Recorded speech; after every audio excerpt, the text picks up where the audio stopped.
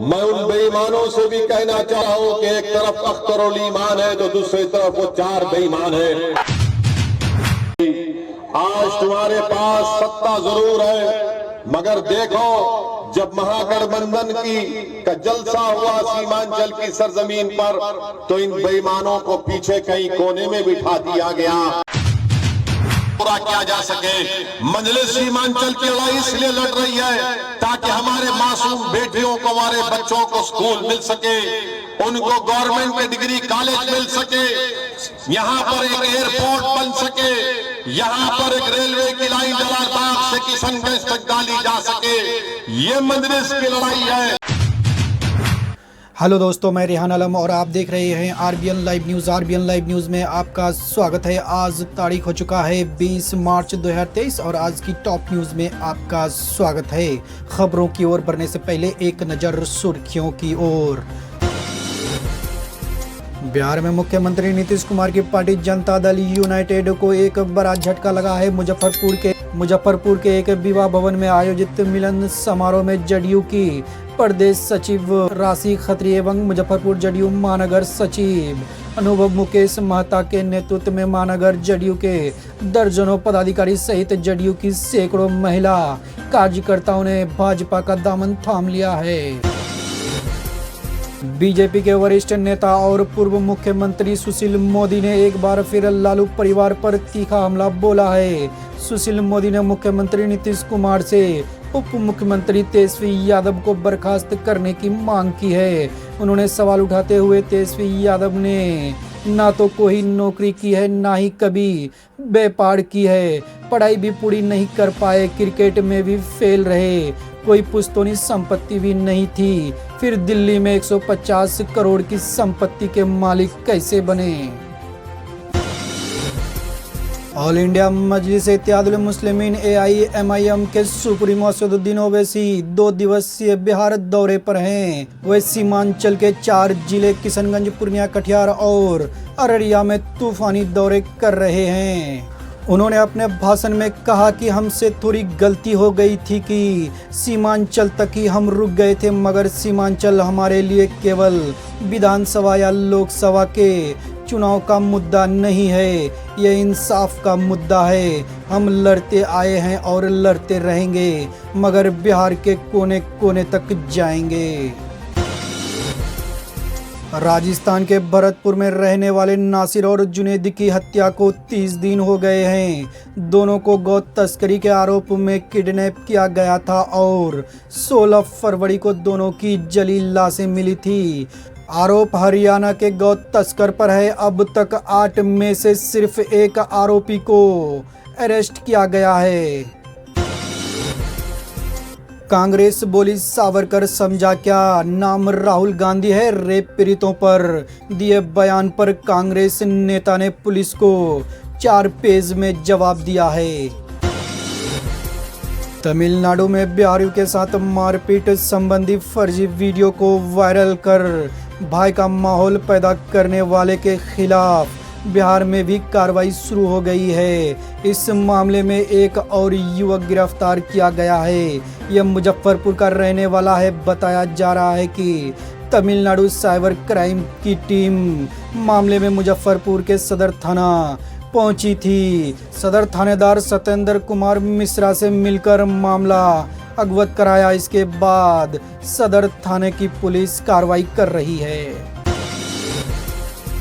भोजपुर में सड़क हादसा, एक की मौत 2 दिन बाद। बेटे की छठी काट देने गया था ससुराल, तेज रफ्तार कार ने मारी टक्कर।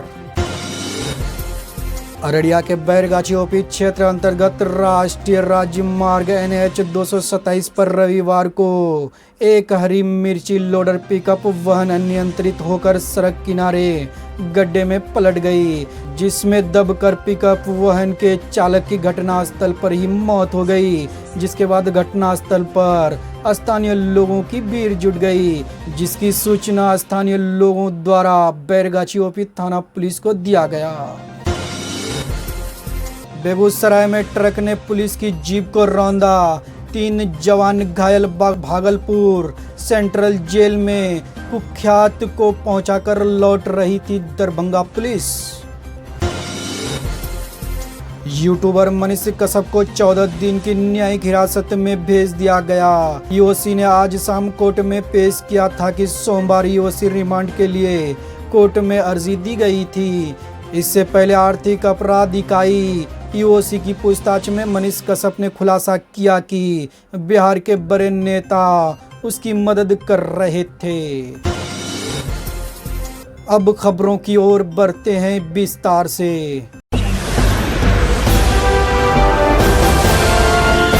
मैं उन बेईमानों से भी कहना चाह रहा हूं कि एक तरफ अख्तरुल ईमान है तो दूसरी तरफ वो 4 बेईमान है।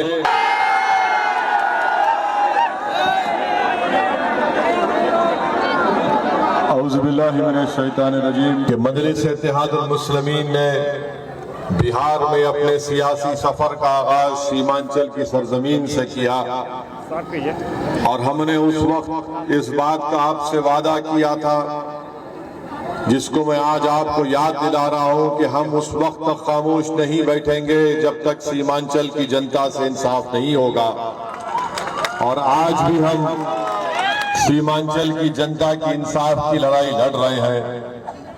मेरे अजीज दोस्तों, मेरी इज्जतदार माँ और बहनों, आप जानते हैं कि कांग्रेस हो या राजद हो या जेडीयू हो या बीजेपी हो, वो लफ्ज सीमांचल बोलने से डरते थे, शर्माते थे। मगर ये वही मजलिस इत्तेहादुल मुस्लिमीन है जिसने बेबाक तरीके से सीमांचल का नाम लिया और सीमांचल की जमीन पर बसने वाले इंसानों की लड़ाई लड़ने का काम का आगाज किया। ये वही मजलिस इत्तेहादुल मुस्लिमीन है जिसने भारत की पार्लियामेंट लोकसभा में सीमांचल के इंसाफ के लिए संविधान की आर्टिकल 371 के तहत इस बात का हमने प्राइवेट मेंबर्स बिल दिया कि सीमांचल में एक विकास आयोग बनाया जाए, एक डेवलपमेंट काउंसिल बनाया जाए ताकि सीमांचल से इंसाफ हो सके। मेरे इज्जतदार दोस्तों, मेरी इज्जतदार माँ और बहनों, आप जानते हैं कि मजलिस ने जब से इस लड़ाई का आगाज किया, आप तमाम ने हमारा साथ दिया, आपने हमको अपने मोहब्बतों से नवाजा। मैं आपका शुक्रिया अदा करता हूं और आपसे फिर से अपील करता हूं कि लड़ाई हमको लड़ना है। ये लड़ाई हमको अपने आने वाली नस्ल को बचाने के लिए लड़ना है।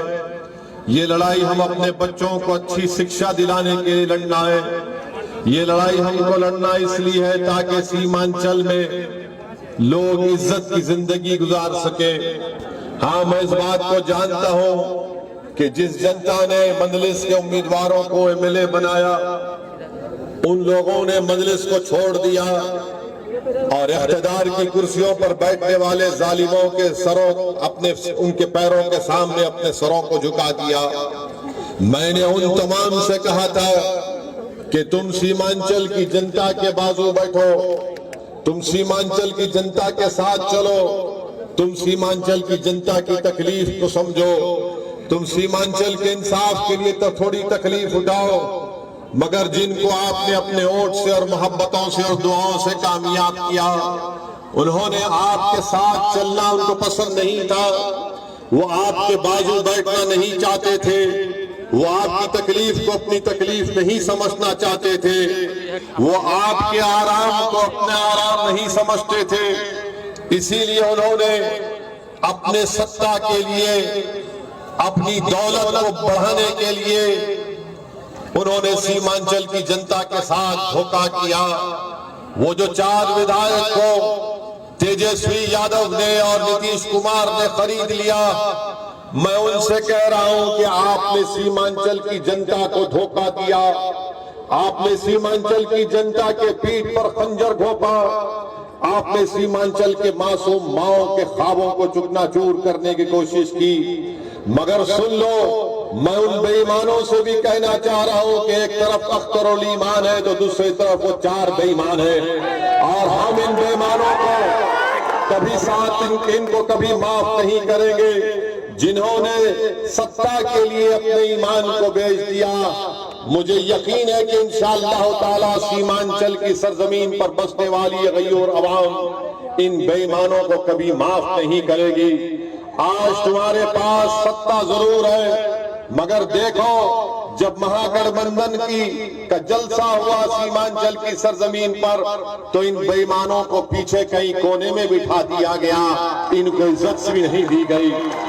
ये चले गए, मंत्री बन गए, अपनी गर्दनों को मोटा कर लिया, मगर इनकी जबान से सीमांचल का लफ्ज नहीं निकलता। ये मंत्री बन गए मगर विधानसभा में जाकर सीमांचल के इंसाफ की बात नहीं करते। ये मंत्री बन गए मगर सीमांचल में जो लाखों एकड़ जमीन बारिश में कट जाती है उस पर जबान नहीं खोलते। ये ब्रिज आपके सामने है जो बरसों से आधा बना पड़ा है, मगर जिसका आपने साथ दिया उन्होंने गुलामी को पसंद किया। मेरे अजीज दोस्तों और बुजुर्गों, हमारे सामने दो रास्ते हैं, या तो हम इज्जत से लड़ते रहे या फिर हम बेइज्जती के साथ अपनी जिंदगी को गुजारे। याद रखिए, अगर आप लड़ेंगे अपनी इज्जत के लिए तो यकीनन इंशाअल्लाह ताला कामयाबी आपके और हमारे कदम को चूमेगी। मजलिस इत्तेहाद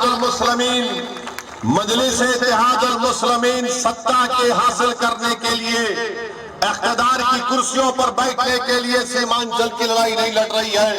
मजलिस इत्तेहाद और मुस्लिमीन सीमांचल की लड़ाई इसलिए लड़ रही है ताकि हम अपने माँ और बहनों के ख्वाबों को पूरा कर सके।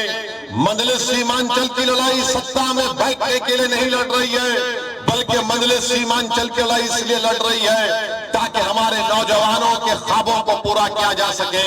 मजलिस सीमांचल की लड़ाई इसलिए लड़ रही है ताकि हमारे मासूम बेटियों को, हमारे बच्चों को स्कूल मिल सके, उनको गवर्नमेंट के डिग्री कॉलेज मिल सके, यहाँ पर एक एयरपोर्ट बन सके, यहाँ पर एक रेलवे की लाइन जलालबाग से किशनगंज तक डाली जा सके। ये मजलिस की लड़ाई है। इसीलिए मैं आपसे अपील कर रहा हूँ कि दोबारा मजलिस इत्तेहाद और मुस्लिमीन को और मजबूत करिए। मैं आपसे वादा कर रहा हूँ कि अगर सारी दुनिया भी मेरा साथ छोड़ देगी मगर असदुद्दीन ओवैसी सीमांचल की लड़ाई लड़ते रहेगा।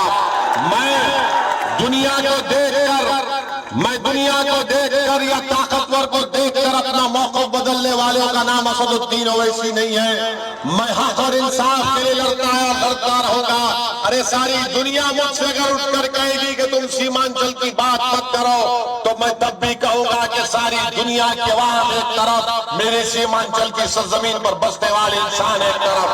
मेरे अजीज दोस्तों और बुजुर्गों, इस बात को आपको समझने की जरूरत है कि आप देखते हैं कि पूर्णिया का एयरपोर्ट है, अमित शाह दिल्ली से आते हैं, मोदी के बड़े बड़े कारनामे गिनाते हैं कि मोदी के 56 इंच का सीना है।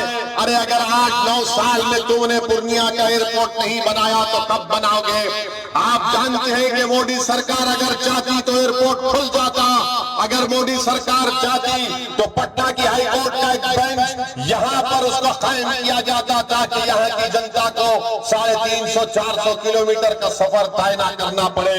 आप जानते हैं कि बारिश होती है तो 4-4 महीने यहाँ की जनता रोड पर अपनी जिंदगी को गुजारती है। आप जानते हैं कि जब बारिश होती है तो जमीन लाखों एकड़ कट जाती है।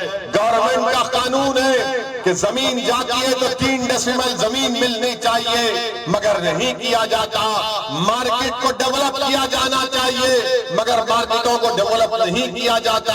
हम पूछना चाहते हैं नीतीश कुमार से और गठबंधन के तेजस्वी यादव से कि आखिर आपको सीमांचल से इतनी नफरत क्यों है? मुझे अभी अख्तरुल ईमान साहब बता रहे थे कि नीतीश कुमार ने राजगीर में एक कांच का ब्रिज बनाया है। राजगीर में नीतीश कुमार ने कांच का ब्रिज बनाया। देखो इस ब्रिज को देखो नीतीश कुमार, क्या तुम अंधे हो चुके हो? तुम वहां पर एक कांच का ब्रिज बना सकते हो और सीमांचल की सरजमीन पर ऐसे कई ब्रिज आधे अधूरे पड़े हुए हैं। आखिर नीतीश कुमार को और तेजस्वी को सीमांचल की जनता से इतनी नफरत क्यों है? क्यों नहीं तुमने ब्रिज को बनाया मगर राजगीर में आपने कांच का पुल बना दिया?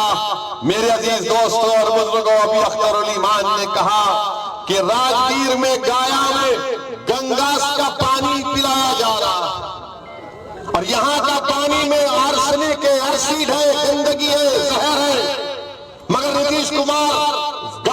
जनता को गंगा का साफ पानी पिलाते हैं और सीमांचल की सरजमीन पर बसने वाले बच्चे और उनकी माएं बीमार पड़ जाती है, बुजुर्ग बीमार पड़ जाते हैं गंदा पानी पीकर। सीमांचल से इंसाफ नहीं किया जाता। हम नीतीश कुमार से पूछना चाहते हैं कि नालंदा जिले में आपने क्या क्या काम नहीं करवा दिया। नालंदा जिले को आपने एक महल की तरह तामीर कर दिया, मगर सीमांचल को तुमने क्यों वीरान किया नीतीश कुमार? सीमांचल को तुमने क्यों वीरान किया? तेजस्वी यादव बताओ। तुम लाख गालियां दे दो सलाउद्दीन ओवैसी को, तुम जितने इल्जाम लगाना चाहते हैं इल्जाम लगाओ।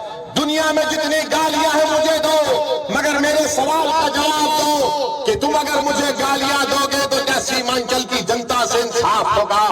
मैं तुम्हारी गालियां सुनने के लिए तैयार हूं। मैं तुम्हारे झूठे इल्जामात का सामना करते आया और करता रहूंगा, मगर यहाँ तक हो सीमांचल की इंसाफ की लड़ाई असदुद्दीन ओवैसी मर भी जाएगा, मगर ये जनता लड़ती रहेगी, ये हमारी मां और बहनें लड़ती रहेंगी। मेरी इज्जतदार मां और बहनों, आप जानती हैं कि नीतीश कुमार ने दरभंगा